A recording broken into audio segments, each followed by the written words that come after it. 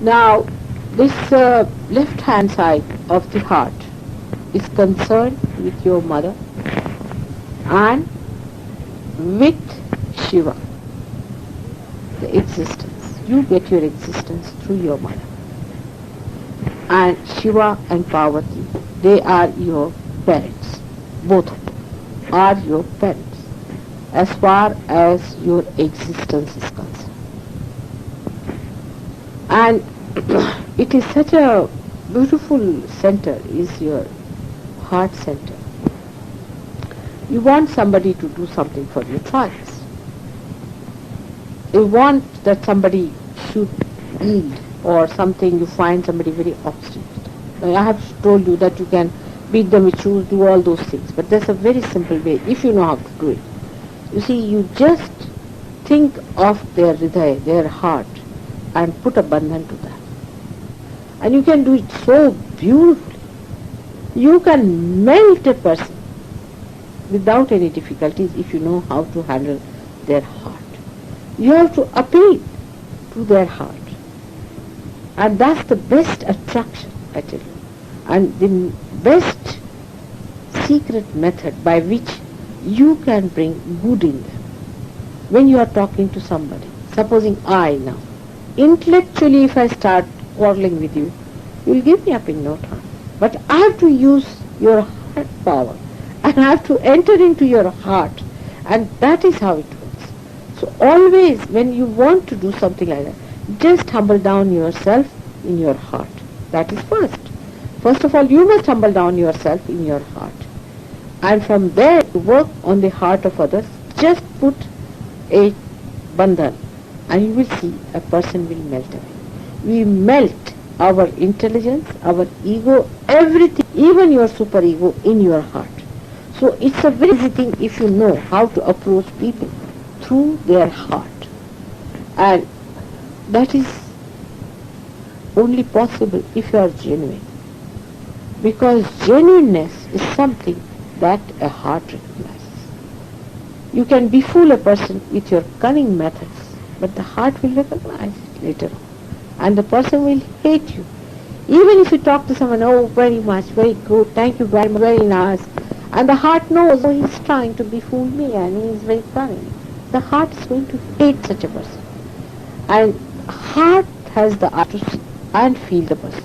So if you could appeal to somebody's heart and put a bandhan on the heart, you can melt that person. And if you love someone and if you want that person should be corrected, supposing such a person is a drunkard or a person who beats you and is torturing you because he is under the spell of some drugs or some sort of a foreign thing, then you just put bandhan to his heart and you will see there will be change. They will be changing very fast, and that's why you say change of heart. Everywhere you find, in every scripture, it is written, change of heart is needed, not the change of clothes. So it's not intellectual change, but a rational changing, but it is the change of heart, and that is brought about by moving the heart chakra on the right hand side in the clockwise manner. That is the heart itself in the clockwise manner. If you can do that, you can really do marvels. And that's how, on a collective basis, the heart is sort of the innermost string of the collective one string that is passing through all of us. So if you could strike at the innermost, because in a 3.5 circle, that's the innermost point. If you touch there, it passes over this. Supposing you touch somewhere else, then it might break. But at the beginning, if you start striking it, it goes very nicely and passes into complete circumference. Now the center one I have told you is the heart plexus, which we call as cardiac plexus, and it has got 10 subplexuses. And the English names for that, I'm going to give you the complete list. I don't know when we'll have time to go through the medical journal, but I'll find out all of them and I'm going to tell you what they call it in the medical terminology. But they know that there are 10 subplexuses which are supplying to the muscles of the heart to the lungs and to the right side lungs, and that's how they divide it. But they do not know that it is already 3 parts, and then there are 10 petals which are working down. 12 petals that are working down. So 3 divided into 12 is 4 each side. But actually it is not so. It is the 10 petals are together in the center, and the center one is known as the Sacred Heart. In the Bible it is called as Sacred Heart, and the sacredness of that heart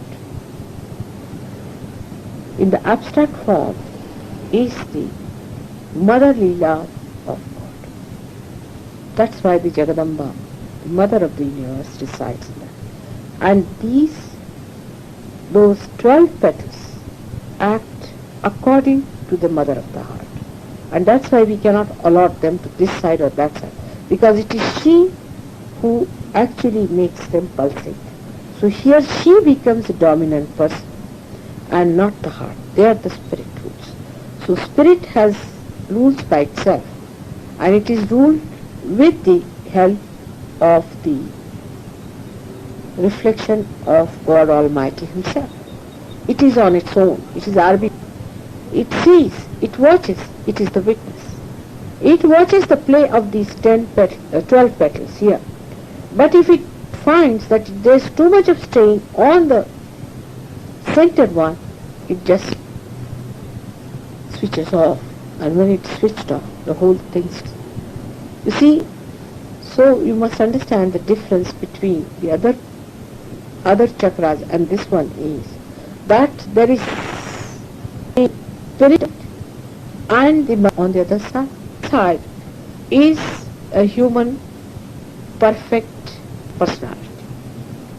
3 things altogether. Now if you reduce them to our 3 powers, you will understand. On one side is the instrument, or you can say the nucleus for the left hand side working. In the center it is, or you can say left hand side working, you can say the Mahakali is working.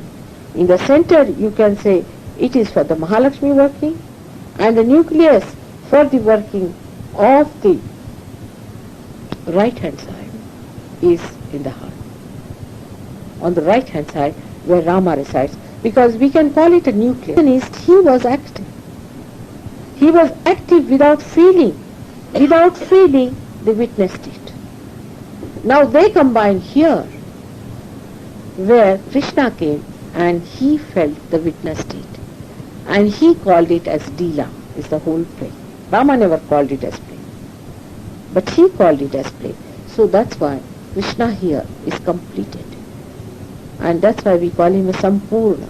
He's a complete incarnation at him.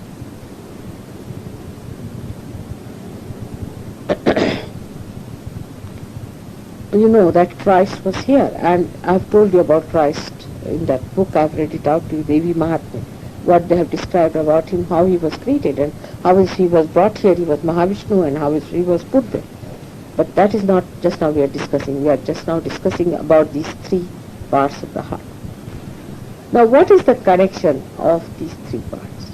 Why should they be placed at that time? Because at this juncture we have 3 nucleus working together on 3 different channels, and they are to be connected somehow. They are to be connected. Otherwise, you see, in a human being, there is not so much of connection established because there is no Kundalini awakening. There is parasympathetic is halfway hanging, dangling. And how are they to connect? Between the heart, which is existence, between the heart, which is evolution, which is the heart, which is activity. So at this juncture, it is kept connected. The heart stops. Everything stops. Simultaneously. But when you are on this, then your horoscopes work out. Horoscope can work out only up to this point. Because if you predict a person is going to die according to a horoscope, now say they say he is going to die, say tomorrow. But he gets his realization today. He is not going to die tomorrow. He'll die much later. Or he'll die whenever he feels like, possibly. It has happened. Because he goes beyond this limit, where these three things are connected. So, you see, they say that you have got limited number of heartbeats. You have got number of breathing. But the breathing becomes so slow after realization. The rate of breathing is so slow that as it is, your life is much elongated. And the connection becomes very much different. Because the heart stops, wants to stop it, it cannot stop because other activities are still. So, first of all, when a realized soul dies, the Kundalini has to pass out from here, and then the heart stops. It's a different phenomena, and that's why when a realized soul dies, they find that the prana, the life has not passed through the mouth or from the nose, but it passes through here, and you find a clot of blood over here. That is the sign that a person was realized of a very high degree. But those who die even before such an achievement, they do not die with their eyes open, neither with nose bleeding or with their mouth open. There's no bleeding at all from the nose or from the mouth. No bleeding at all. And bleeding take place. Otherwise, in every other, there is a bleeding. Eyes, in some people, may be open, but if they are fully realized, they'll be closed. So this is the case. But this level, it works out because here you are still at a level where you have not reached the witness state. And that is the reason your horoscopes are working out, your all material things are working out at this level. And that's how you become miraculously different.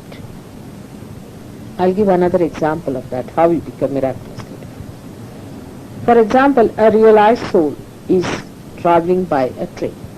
We have got in this example, a concrete example in India. There was a realized traveling by a train. And the train alighted. And not a single person was killed in that train. And it has taken so many somersaults, and nobody could explain. There was one car accident where one realized soul was going by that car. It was a very big car and many boys were there. And he somehow was caught up with them. And they were all drunk when they were singing, and he didn't know what to do. But he was there somehow or other. And not a single person died in that mishap, which people were surprised how it has happened. Even if a realized person is walking, and if there is a accident that is going to come up, you'll find suddenly something will happen that the accident will be averted. If you could put a bandhan at that time, you can immediately avert the accident. So, you see, such a person who is realized, who has gone beyond this state and has become a witness state, such a person not only saves himself but saves others. So all your horoscopes and all these things go into different categories for a realized soul, because the whole thing changes. Absolutely changes, and he becomes a different person. His hand changes, his lines changes, and people start saying, oh, you must have been this and you must have been that. And then you see those people who are not realized, if they see your hand, they might depict that there's a spiritual change that has come into you. But still they stick on to certain things and they say some things, you see, that they cannot see. But if it is a realized soul, he can tell you immediately that at what age you will get your full realization, what will happen, all sorts of things, if he is a fully realized person. But actually people after realization have no interest left in all these things. So seldom I've not known anybody who is a realized soul and still busy telling hands and things like that. But he has no interest left. But now this is coming back to the heart again. On the right hand side we have got Rama's place. Now Rama was known for his obedience to his father. If you know his story. His father was in Ayodhya, he was ruling there, and he had 3 wives. The third wife had no, she had 2 sons, but she could not see Rama getting the throne. She was a very nice mother, but somebody, some lady went and told something to her, and she listened to her, and she told her husband that if you want to give me my boon, the promised boon, you have to make Rama go into the jungle for 14 years and give the throne to my son Bharat. And when Dashrath heard this, he fainted.